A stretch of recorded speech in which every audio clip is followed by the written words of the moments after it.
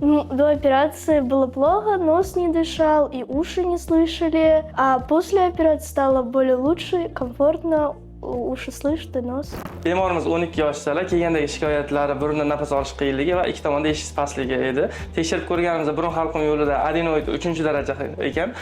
Ikkita quloqlarida ham parda orqasida eksudat borligi aniqlandi. Operatsiyaga oldik, adenoidni olib tashladik, burunlari ochildi va quloqlarini ham hozir ko'rsatamiz. Bir tomoniga shunt qo'yganmiz, bir tomonda esa parasintez qilingan. Hozir eshitishlari zo'r. Mana o'ng taraf qulog'i pardachasida kichkina darcha ochib shunt qo'yib qo'yilgan. Chap quloqlarda ham pardalari hammasi joyida. Faqat tomizilgan dorilarda izlari turibdi. Hozir burnini ham bitta ko'rib olaylik.